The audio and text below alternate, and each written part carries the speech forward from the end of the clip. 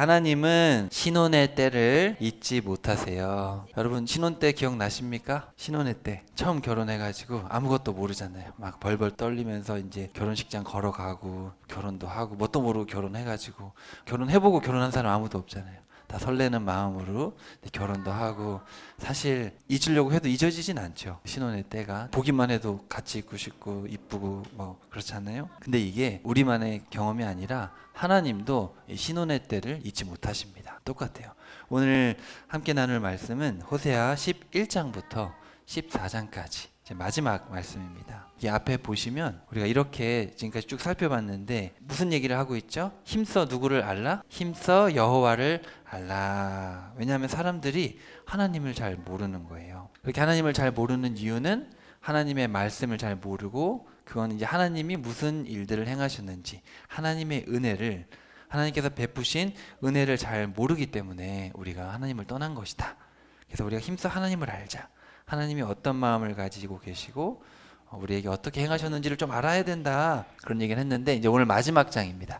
자, 셋째가 아들이잖아요. 아들 이름이 뭐예요? 로암미. 내 백성이 아니다. 쉽게 말하면 너희들은 더 이상 내 자식이 아니야. 이런 뜻이에요. 근데 부모가 넌 더 이상 내 자식이 아니야. 이런 말을 할 정도면 분위기가 안 좋죠. 어떤 부모가 넌 더 이상 내 자식이 아니야. 어떤 부모가 이런 얘기를 하겠어요. 그렇죠? 근데 하나님이 그 정도로 얘기하실 만큼 지금 속이 상하셨는데 그러면 무슨 말씀을 도대체 하실까? 이런 이야기들이 있는데 하나씩 한번 봅시다. 자, 11장 피셨어요? 1절에 보시면 이런 얘기를 하세요. 이스라엘이 어렸을 적에 내가 사랑했고 그래서 나는 내 아들을 이집트에서 이끌어냈다.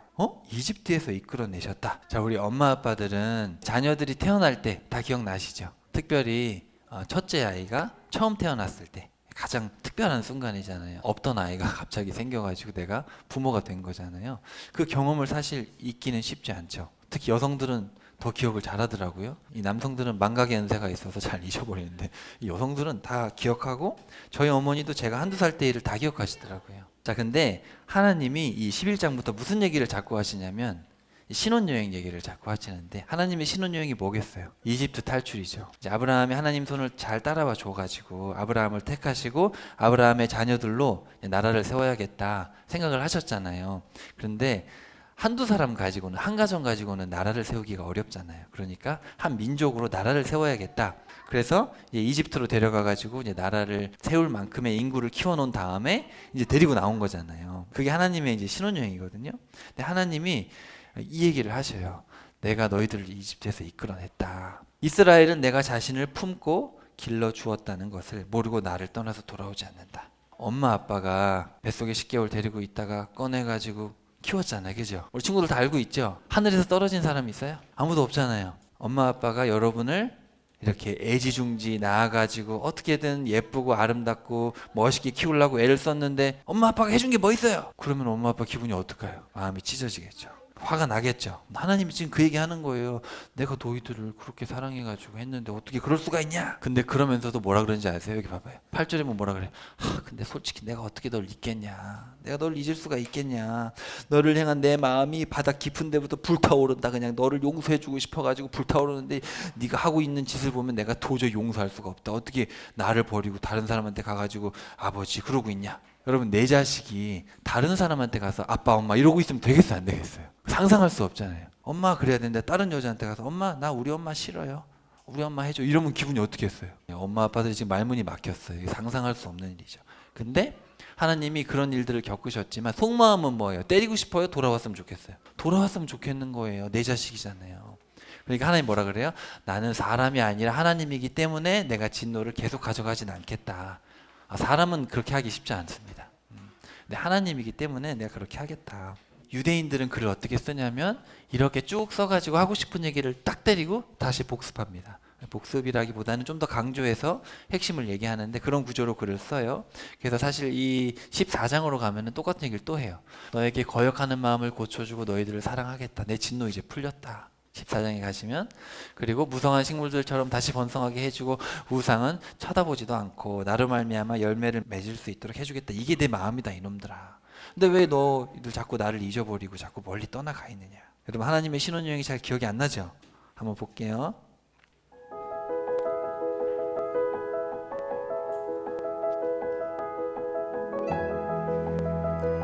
이집트 수콧에서 떠났죠. 저기서 떠난 거예요. 하나님 손을 잡고 떠난 거죠. 마치 남편과 아내가 처음에 손잡고 결혼식장 입장하는 것처럼 그렇게 떠난 거예요.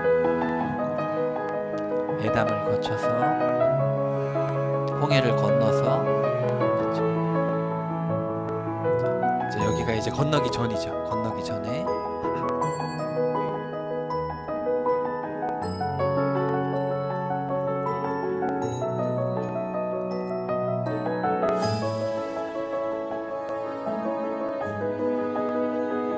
하나님은 700년이 지났는데 이 결혼식 했던 장면 기억이 나는 거예요. 이스라엘 백성들이 손잡고 하나님을 따라온 거죠. 200만이나 되는 사람들이. 그러니까 200만 명이면 어마어마한 사람들이 간 거죠. 어마어마하게 기록했죠.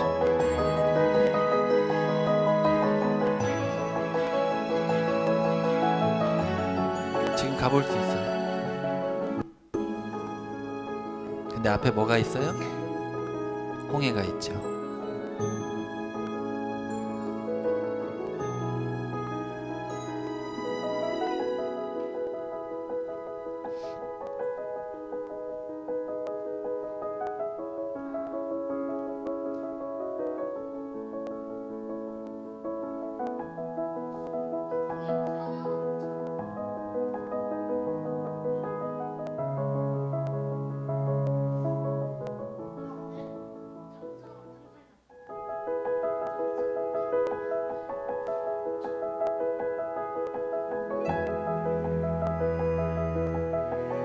건너면 저렇게 넓은 땅이 있어요. 이 말이 그렇지 200만이면 어마어마한 사람이에요. 그죠? 200만이나 되는 사람들이 여기로 올라왔겠죠? 하나님 손잡고 이제 하나님이 더울까봐 구름 기둥으로 덮어주시고,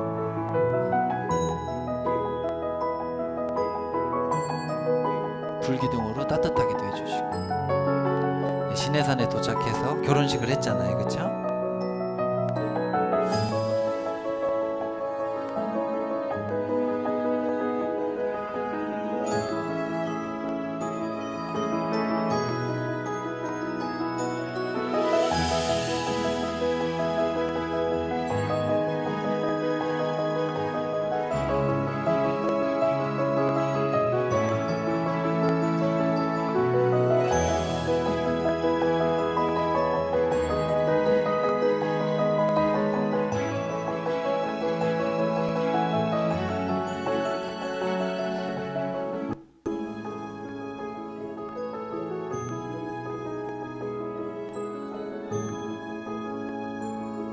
하나님이 저렇게 자신을 드러내신 적이 한 번도 없었거든요. 앞으로도 없겠죠.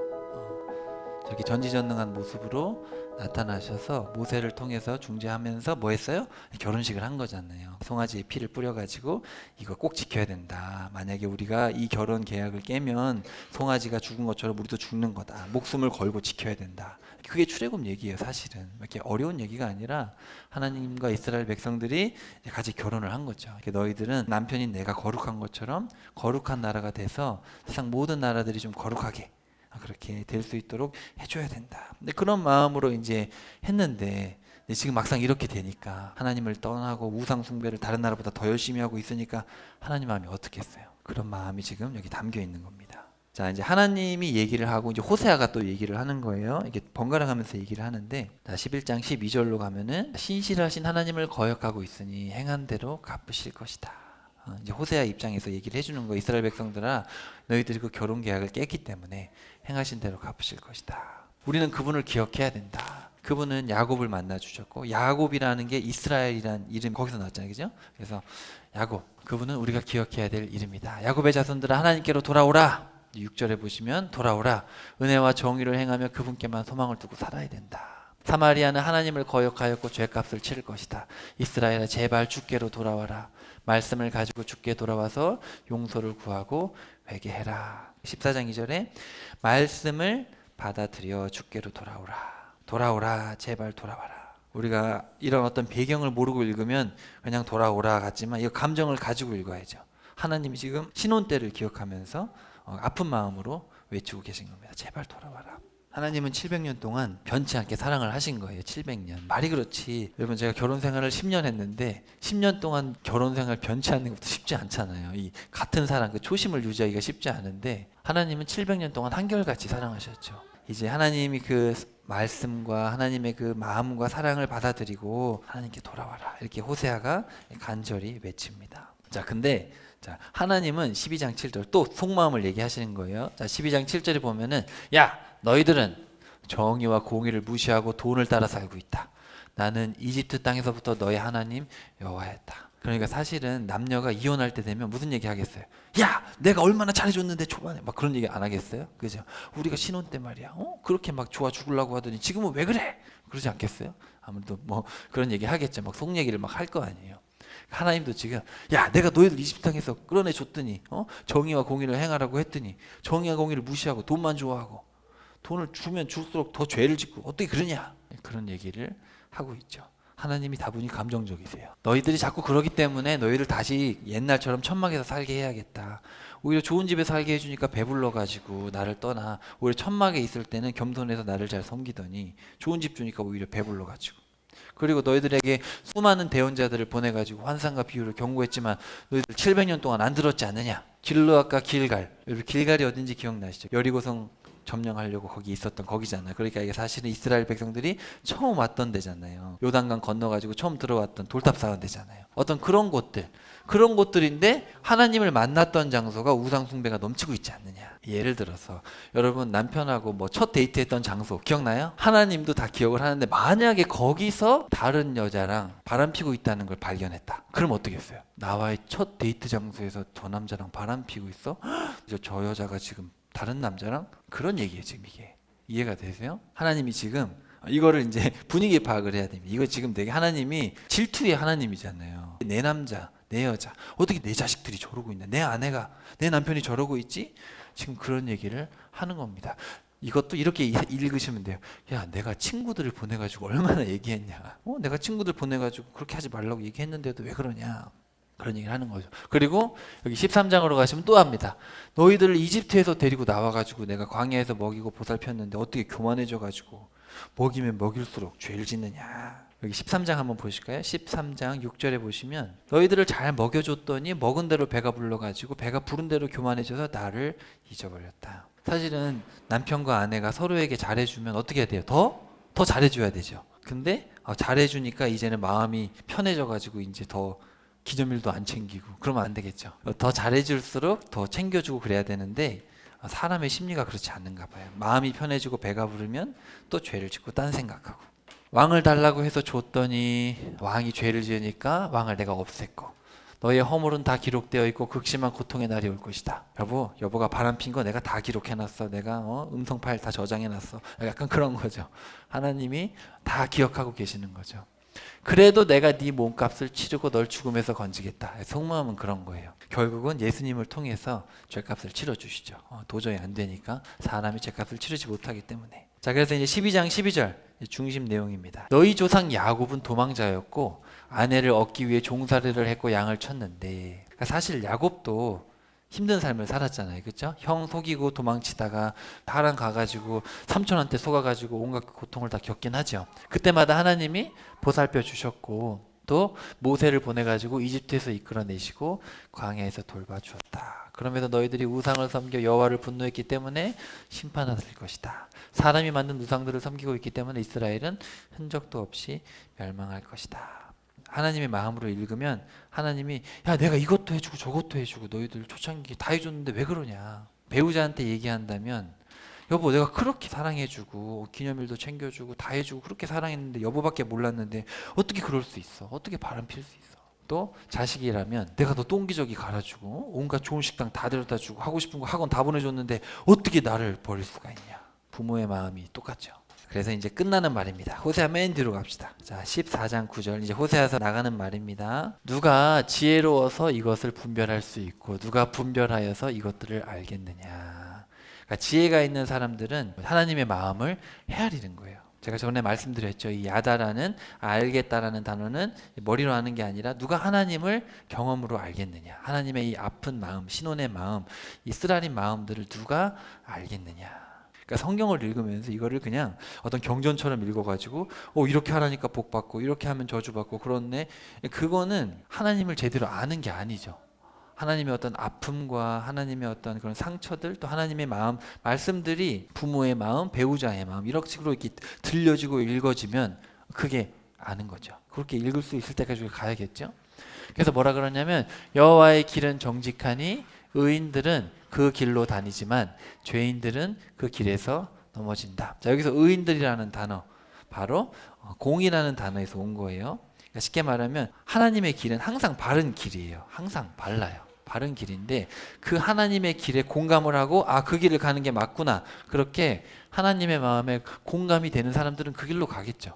예를 들어서 여러분 자녀들이 엄마 아빠의 말이 맞다고 생각이 되면 하겠죠. 근데 엄마 아빠의 말에 공감이 안 되면 어떻게 해요? 그렇게 안 해요. 여러분 제가 백날 여러분에게 뭐 해야 됩니다 뭐 해야 됩니다 해도 여러분이 공감이 안 되면 여러분 하나님 말씀대로 안 삽니다. 근데 여러분 스스로가 성경을 읽고 하나님의 말씀에 공감이 되니까 그걸 의라고 하거든요. 의롭다. 하나님의 마음이 이해가 되니까 이제 그렇게 사는 거예요. 그 길로 걸어가는 거죠. 하나님이 제시한 길 바로 자기를 부인하고 십자가를 지고 모든 사람의 노예가 돼서 섬기는 그 길로 가는 거예요. 그걸 문자적으로 못합니다. 절대 못해요. 근데 하나님의 마음이 공감이 되는 사람만 그 길을 갈 수가 있어요. 자기 부인의 길을 갈 수가 있어요. 근데 죄인들은 반역자들이죠. 절대로 그렇게 안 갑니다. 공감이 안 되기 때문에 안 가요. 자, 창세기 18장 19절 한번 펴봅시다. 성경에서 제일 중요한 구절 중에 하나라고 제가 말씀드렸죠. 아브라함을 부르신 이유, 우리가 많이 오해를 하는데 아브라함에게 복을 주셔가지고 복 받았다. 하나님 잘 믿으면 복 받는다. 그런 얘기 전혀 아닙니다. 하나님이 아브라함이 하나님의 마음에 공감이 되도록 하기 위해서 몇 년 걸린지 아세요? 40년 정도 걸렸어요. 부르셔가지고 이삭을 바치기까지 거의 40년 걸렸어요. 그러니까 하나님의 마음을 공감시키려고 하나님이 아브라함을 물질부터 돈부터 시작해가지고 사람 관계부터 훈련을 시키셔가지고 몇 년 걸렸냐면 40년 동안 애를 쓰니까 아브라함이 드디어 하나님의 마음을 이해를 해가지고 이삭을 그냥 바친 거예요. 우리가 잘해서 절대 안 돼요. 하나님이 은혜를 베풀어 주셔야 되는데 자 거기 보면 내가 아브라함을 선택했다라고 번역이 되어 있는데 원문이 야답니다. 그러니까 뭐겠어요? 내가 아브라함을 안다 이거예요. 아브라함이 그의 자녀와 그의 집안 자손들에게 명해서 여호와의 길 같은 단어예요. 여호와의 길을 지켜서 공의와 정의를 행하게 하기 위한 것이다. 그래서 내가 아브라함에게 한 얘기들을 다 이룰 것이다. 그래서 사실 저와 여러분도 뭐예요? 하나님이 우리에게 원하시는 건 뭐예요? 여러분이 하나님의 마음에 공감을 하고 하나님의 아픈 마음을 헤아려서 이제 내가 그 하나님이 제시한 길을 가야겠구나. 그래서 하나님이 원하시는 공의와 정의를 행하는 삶을 일단 우리 부부가 그 다음에 우리 가정이 그리고 내 직장이 내가 몸담고 있는 공동체가 그런 정의와 공의를 행하는 공동체가 되어야겠구나. 여러분 부부 사이에 정의와 공의를 행하고 계세요? 혹시 아내와 남편이 억울하지 않게 하고 계신가요? 우리 엄마 아빠가 여러분을 화나게 만들어요? 원래 사람은 완전하지 않기 때문에 완벽하게 이 정의와 공의를 행하는 것이 쉽지 않습니다. 그렇지만 우리가 더 노력해야겠죠. 하나님의 말씀대로 배우자의 마음을 헤아려주고 배우자의 아픔을 헤아려주고 서로 공감해서 말씀대로 같이 살아가고 우리 자녀들도 그렇게 우리 공동체도 그렇게 그게 바로 복이죠. 복. 아브라함에게 뭐라 그랬습니까? 내가 너에게 복을 주겠다가 아니고 너는 복이 될지라. 너는 복이 돼야 된다. 명령하셨다. 명령어예요. 너는 복이 되어야 된다. 그리고 복이라는 단어가 뭐라 그랬죠? 무릎 꿇다라는 뜻입니다. 이 바라크라는 단어는 무릎을 꿇는 거예요. 그래서 사실은 하나님 앞에 무릎 꿇을 수 있는 가정이 가장 복된 거잖아요. 하나님의 마음에 공감이 되고 하나님의 말씀 앞에 무릎 꿇을 수 있는 자녀들. 그런 가정이 가장 복된 자녀. 아브라함이 그렇게 하나님께 무릎을 꿇었죠. 그랬을 때 복을 받은 거예요. 자, 그래서 이제 하나님의 이 말씀, 하나님의 말씀대로 우리가 살아야 되는데 시편 19편의 말씀인데요. 여호와의 가르침은 완전하여 혼을 회복시키고 여호와의 증거는 확실하여 우둔한 자를 지혜롭게 하고. 자, 아까 여러분 기억나세요? 누가 지혜로워서 분별하고 누가 분별해서 하나님을 아느냐 그 단어입니다. 그러니까 쉽게 말하면은 증거.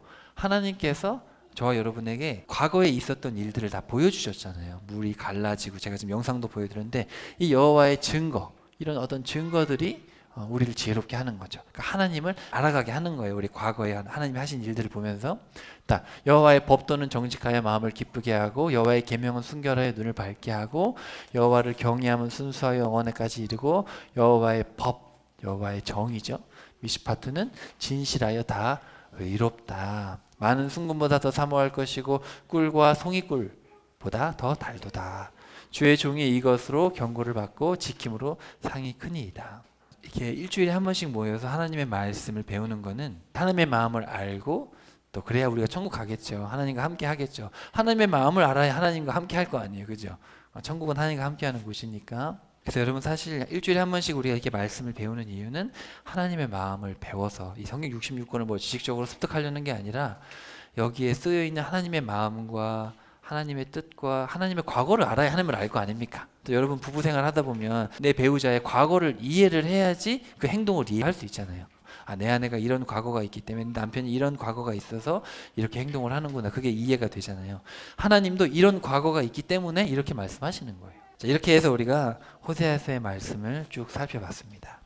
호세아의 이름의 뜻이 구원이란 뜻이고 하나님은 우리를 살리고 싶으세요. 제발 나에게 돌아와라. 너희들이 내가 너희에게 해준 은혜를 잊어버렸고 그 원인은 하나님의 말씀을 잘 모르기 때문에 내가 너희들에게 내 과거가 어떻다, 내가 원하는 게 어떻다 얘기해 줬는데 너희들이 그걸 보지 않기 때문에, 알려주지 않기 때문에 그런 거 아니냐. 제발 나를 알게, 너의 남편이자 친구이자 구원자인 나를 알게 힘을 써다오.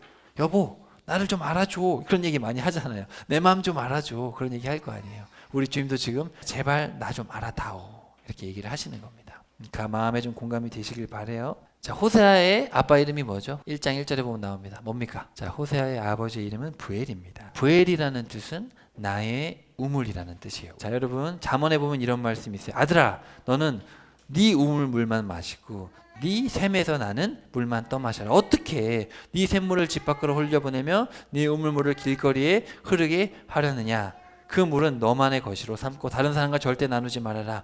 너는 네 샘이야말로 참으로 복된 줄 알고 젊은 날에 깊어서 취한 네 아내와 함께 즐거움을 누리도록 하라. 자, 여러분 한 우물만 팔아 그런 얘기인데 무슨 얘기냐면은 한 배우자를 사랑해라 이런 얘기예요. 배신하지 말아라. 물이 생명이잖아요. 그리고 당시 이런 광야에서 사는 사람들에게 우물은 뭐겠어요? 우리처럼 지금 정수기에서 물 틀면 나오는 이런 사람들은 절대 이해 못해요. 이스라엘 백성들에게 물은 생명이에요. 물 없으면 죽으니까. 근데 한 우물만 마셔라. 그러니까 한 배우자, 내가 결혼했던 그 아내를 만족하고 그 남편에게 만족하고 신실함을 지켜라 그런 얘기를 하는 건데, 자, 예수님께서 어느 날 사마리아 성에 갔어요. 사마리아 성에 갔는데 어디 갔어요? 우물가에 갔단 말이죠. 물 좀 주세요 이렇게 예수님 얘기를 하셨더니 아니 당신은 유대인이고 우리 사마리아 사람들하고 상종도 안 하면서 왜 물을 달라고 하십니까? 그랬더니 이제 예수님이 이런저런 얘기들을 하십니다. 그때 뭐라 그러시냐면은 이 물을 마시는 사람은 목마를 것이다. 하지만 내가 주는 물을 마시는 사람은 절대 목마르지 않는다. 내가 주는 물은 그 안에서 솟구쳐 나와서 영원한 생명에 이르게 하는 참 샘물이다. 그러면서 당신에게는 남편이 5이나 있었고 함께 살고 있는 남자도 당신 남편이 아니다. 그런 얘기를 하는 거예요. 처음 만난 사람한테.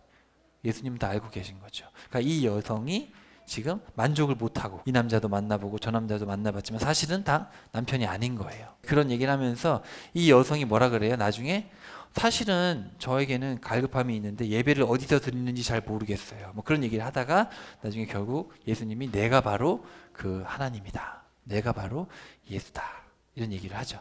내가 바로 신이다 이런 얘기를 하시게 됩니다. 자, 이제 샘물 얘기에 대해서 계속 얘기를 하시는데 여러분 신혼 때를 기억하면 같이 있어도 행복하죠. 집도 없고 내 집도 아니에요. 전셋집이나 월세방이죠. 10평밖에 안 돼요. 20평밖에 안 돼요. 우리 신혼 때는 그렇잖아요. 집이 좋든 작든 차가 있든 없든 그냥 같이 있으면 행복하고 손잡고 걸어다니면 세상이 다 내 것 같고, 지금은 저도 잘 안 입는 것 같지만 그때는 그냥 커플티를 꼭 입어야 될 것 같고 태어난 아기를 보기만 해도 행복해요. 야, 어떻게 이렇게 이쁠 수가 있지? 때론 다투기도 하죠. 싸우다가도 행복하고 그랬잖아요. 근데 어느 순간 이 결혼 생활이 불편해. 같이 있으면 불편해. 그래서 막 각방 쓰기도 하고 집은 분명히 더 커졌고 차도 좋아졌는데 그렇게 이쁘던 애들이 막 애들 때문에 막 애들 피해 입고 싶고 막 그런 마음이 들어요. 또 다투다 못해서 그냥 안 돼. 이 바뀌지 않아. 소통을 그냥 거부하고 약간 이렇게 되죠. 내가 광야에서 메마르고 목타는 그 광야에서 너희들을 보살펴줬다. 내가 그들을 잘 먹여줬고 배불했지만 배가 부르게 해줬지만 마음이 교만해져서 나를 잊어버리고 떠났다. 그러니까 사실 여러분 이 첫 마음을 간직하는 게 참 중요한 것 같아요. 여러분 결혼 생활 가운데서도 부부가 어떻게 다 맞겠습니까마는 신혼 때를 기억하면 아이 그래도 우리가 그때 행복했었지 뭣도 모르고 우리 다시 신혼 때를 기억하면서 우리 부부 생활 다시 잘해보자 그런 마음을 좀 가져야 되지 않겠나 싶고 우리 자녀들을 대할 때도 이 자녀들이 지금은 뭐 머리가 클수록 힘들게 하긴 하지만 그래도 이 자녀들이 처음 뱃속에서 태어나왔을 때 그때를 생각하면 얼마나 감격스럽습니까? 그죠? 없던 아이가 세상에 나와가지고 그 초음파 사진 볼 때가 엊그제 같은데 콩알보다도 작았던 그 애가 이렇게 커가지고 우리가 그 첫사랑, 이 첫 마음을 우리가 기억하면 우리의 일상이 많이 바뀔 수 있을 것 같고 또 하나님의 첫사랑을 우리가 잘 기억하면 하나님을 섬기는 우리의 마음도 좀 더 확고해질 수 있을 것 같아요. 이 첫사랑을 잃은 교회가 있습니다. 바로 에베소 교회. 그래서 이 요한계시록에 7교회 편지를 보내는데 첫 교회가 에베소 교회인데 너희들이 잘한 것도 있는데 나무랄 게 있는데 그건 뭐냐면 첫사랑을 잊어버렸다. 이 하나님의 첫 마음을 항상 기억하는 게 참 중요한 것 같아요. 그래서 에베소 교회가 첫 교회로 등장하고 우리에게 말씀하시는 거는 첫사랑을 잊지 말아라. 첫사랑을 잊지 말아라. 자, 나는 어디쯤 있나? 여기 앞에 보세요. 어린 친구들 어디 있어요 지금? 우리 어른들은 어디 있겠어요? 다 중간쯤 와 있는 것 같아요. 그죠? 하나님이 나에게 왜 이 삶을 허락하셨을까? 인생은 뭘까? 이거 고민 좀 해봐야 됩니다. 왜 내가 태어나가지고 여러분 의지랑 상관없이 다 이때가 있었죠. 여러분 원해서 태어난 분 아무도 없잖아요. 어느 날 갑자기 내가 태어나가지고 지금 그냥 정처 없이 살다가 어느 순간 주님을 만났는데 이쯤 와 있는 거예요. 지금 여러분이. 그죠? 그리고 여러분 다 이쪽으로 가고 있어요. 여러분 다 지금 정정하시지만 다 나중에 노쇠하시고 이렇게 됩니다. 다. 인간이 가는 길이 똑같아요. 길어봤자 120년, 보통 7, 80년입니다. 그럼 죽는데 이거 왜 살아야 되지? 내가 왜 태어났을까? 이런 고민들을 좀 할 필요가 있어요. 근데 하나님이 만약에 살아 계시면 하나님이 그럼 이런 인생을 허락하신 건데 그리고 우리가 나중에 천국에 가면 천국은 시간과 결혼이 없는 곳이면 영원한 곳이면 원래 나는 거기 있어야 되는 거잖아요. 내가 천국에 있다가 없다 이런 건 말이 안 되잖아요. 원래 영원이라는 건 항상 있기 때문에 저와 여러분은 원래 여기 있는 거예요. 있는 건데 그럼 하나님이 잠깐 여기 보내셔가지고 이거 경험하고 다시 돌아가게 하시는 거잖아요. 사실은 개념을 따지면. 여러분은 여러분이 없다가 갑자기 태어나서 이러고 가고 있다고 생각하시지만 사실은 여러분 그거 아니에요. 그게 아니고 여러분은 창세 전에 이미 여러분 여기 있는 거예요. 여러분 여기 있는데 하나님이 여러분의 인생이라는 과정을 겪게 하셔서 다시 본향으로 돌아가는 거예요. 그래서 죽었을 때 죽었네 끝 그래요? 아니면 돌아가셨습니다. 그래요. 돌아가셨다 그러잖아요. 돌아갔으면 원래 있던 곳으로 가는 건데 여기 있던 사람들인 거예요. 원래 여기 있던 사람들이 하나님이 7, 80년이라는 삶을 허락하셔가지고 다시 돌려보내는데 왜 그럴까? 여기서 천사와 인간의 차이가 있는 거예요. 여러분 천사는 이런 경험이 있어요 없어요? 천사는 그냥 종으로 창조돼서 끝났어요. 그럼 천사는 이런 경험을 해본 적이 없어요. 근데 여러분 이런 경험을 해야지 뭘 알게 되는지 아세요? 사랑은 지식으로 되는 게 아니라 뭐로 돼요? 경험으로 되는 거예요. 사랑은 내가 어릴 때 엄마 아빠한테 사랑을 받아보니까 부모님의 사랑이 최고구나. 근데 내가 남녀와 결혼을 해보니까 이렇게 뜨거운 게 없어요. 근데 나중에 자녀를 낳아서 자녀를 키워보니까 나도 모르게 내 자녀에게 다 퍼주고 있어요. 나도 모르게 부모의 마음이 돼보는 거예요. 그러니까 이게 뭐냐면 이렇게 인간이 돼서 사랑을 경험해보고 치고받고 싸워보고 해봐야 나중에 천국 가서 사랑이라는 걸 알게 되는 거예요. 천사들은 자다깨도 이해 못합니다. 천사들은 그냥 종이에요, 종. 그냥 우리가 나중에 천국 가면은 천사들은 오셨습니까? 오셨습니까? 이렇게 하겠죠. 왜냐면 우리는 자녀니까. 근데 천사들은 종이니까 그냥 우리를 맞이하고 우리는 자녀로서 부모 대신 하나님과 영원히 사는 거예요. 그러니까 사실 여러분 인생을 내 꿈을 이루는 거라고 생각하면 그건 마귀의 거짓말입니다. 보통 우리가 이제 사회에서도 그렇고 교회에서도 그렇고 제일 많이 듣는 말이 뭐예요? 너의 비전을 이뤄라. 그죠? 주님께 맡겨라. 그래서 맨날 요셉 꿈 얘기하잖아요. 요셉이 꿈을 꿨더니 비전대로 돼서 세계에 영향력을 미치는 위대한 인물이 됐다. 하나님은 그런 데 관심 없습니다. 오해하지 마세요. 하나님이 관심 있는 건 여러분이 이런 삶을 누구나 다 사는 평범한 삶 속에서 하나님의 사랑을 배워가기를 바라세요. 그게 다예요. 여러분이 대기업으로 삼성 회장이 돼가지고 성공했어요? 똑같습니다. 어차피 죽어요. 별 의미가 없어요. 한 푼도 못 가져가요. 오히려 부자가 되면 하나님의 사랑을 배우는데 거의 걸림돌이 됩니다. 돈이 많은 사람들이 하나님의 사랑을 찾을 필요가 없잖아요. 그래서 예수님이 부자가 천국에 가는 것은 낙타가 바늘구멍에 들어간다. 못 들어가요. 불가능하다는 얘기예요. 그래서 이런 어떤 여러분의 인생관 자체가 하나님이 나에게 인생을 선물로 주셨고 나도 지금 이 중간쯤 왔구나. 우리 아이들 이제 시작하고 있는데 이런 인생관을 잘 정립해서 내가 왔던 곳으로 다시 돌아가는데 하나님의 사랑을 잘 배우고 가면 되는구나. 어차피 내가 가져갈 거 하나도 없고 여러분 뭐 사업해서 돈을 많이 벌고 직장생활해서 열심히 집회해서 아파트 했지만 더 두고 갈 거잖아요. 가져갈 거 없잖아요. 여러분의 인생관 자체가 바뀌어야 됩니다. 자, 여기 보세요. 나중에 계시록에 보면은 이제 하늘에서 정육각형으로 된 새 예루살렘이 내려옵니다. 가로 세로 몇 킬로인지까지 다 나와 있어요. 거기 가면은 이제 12진주문이 있습니다. 그래서 이제 진주문을 열고 들어가는데 여기 누구예요 지금? 종들이 우리를 맞겠죠. 오셨습니까? 수고하셨습니다. 인생 사느라 수고하셨습니다. 돌아오셨네요. 다시 천국 돌아오셨네요. 진주문을 열고 이제 들어가겠죠. 계시록에 보면 상세하게 묘사가 되어 있어요. 그래서 천사가 우리를 맞이해서 우리 거기 들어가면 거기서 뭘 따먹어요? 생명나무 열매를 따먹게 되죠. 사실 에덴 동산에 생명나무가 있었잖아요. 그죠? 에덴 동산도 영원한 곳이었죠. 영원한 곳이었는데 우리가 이거 먹으면 영생하기 때문에 주님이 쫓아내셨단 말이죠. 근데 우리가 다시 기원하는 거예요. 다시 생명나무가 있는 그곳으로 이제 돌아가겠죠. 이제 거기 가면은 이제 우리가 지금의 모습과는 다르겠지만 슬픔도 고통도 눈물도 없는 곳에서 예수님을 왕으로 모시고 예수님이 빛이시고 성전이 친히 되시는 그곳에서 이제 영원히 살아가는 겁니다. 근데 우리가 원래 거기 있던 사람들이죠. 원래 거기 있던 사람들인데 여러분을 지금 이 땅에 보내셔서 하나님이 사랑을 배우게 하시고 또 이 사랑을 모르는 자들에게 이 사랑을 전해서 많은 사람들이 하나님께 돌아올 수 있도록 그런 사명을 주셨어요. 그래서 사랑을 배우고 사랑을 전해주다가 천국에 다시 돌아가면 됩니다. 그러니까 무슨 꿈을 가지고 이 땅에서 뭐 성공하겠다 별 의미가 없어요. 열심히 사는 건 중요하지만 본질을 모르고 열심히 사는 거는 중요하지 않아요. 자, 그래서 우리 호세아서 6장 3절 호세아서의 주제죠. 우리가 여호와를 알자. 힘써 여호와를 알자. 그의 나타나심은 새벽이 오는 것 같이 분명하다. 우리 예수님 분명히 재림하십니다. 다시 오신다고 하셨잖아요. 그는 마치 비처럼 땅을 적시는 봄비처럼 우리에게 오실 것이다. 호세아 6장 3절. 우리의 인생도 반드시 끝이 옵니다. 이거 잠시뿐인 인생인데 끝이 오기 때문에 여러분 영원히 살 것처럼 사시면 안 돼요. 빨리 지금부터라도 여러분의 가치관 잘못된 것들이 있다면 다시 바꾸고 우리 부부 생활이나 우리 가정 생활이나 우리 직장이나 이 모든 삶을 바라보는 관점 자체를 우리가 하나님의 말씀에 빗대어서 보고 이 유한한 삶 가운데 하나님께서 나에게 바라시는 것은 사랑을 배우고 베풀고 배우고 가면 되는구나. 크게 뭐 욕심 내실 거 없습니다. 근데 예수님이 뭐라 그러셨냐면 그렇게 살려면 뭐 해야 돼요? 좀 비워야 돼요. 내려놔야 돼요. 그래서 자기를 부인하고 자기 십자가를 지고.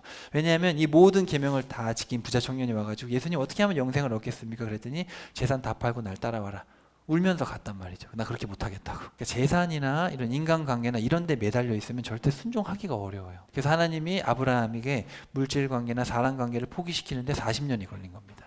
아브라함에게 그렇게 40년 만에 그렇게 훈련을 하셨기 때문에 죽어도 이 이삭을 부활시킬 거라는 믿음이 있었기 때문에 바칠 수 있었던 건데 저와 여러분도 이런 어떤 하나님의 마음과 하나님의 계획을 이해가 되면 더 이상 물질이나 사람에 흔들리지 않게 될 겁니다. 그렇게 됐을 때 우리가 모든 것보다 소중한 하나님 알기에 힘쓰는 사람이 될 수 있겠죠.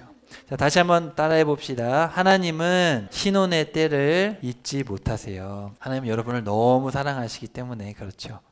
여러분이 처음 하나님을 만나서 교회에 다니고 예수님을 만난 그때를 주님은 다 기억하고 계십니다. 여러분은 잊을 수 있어도 하나님은 잊지 않으세요.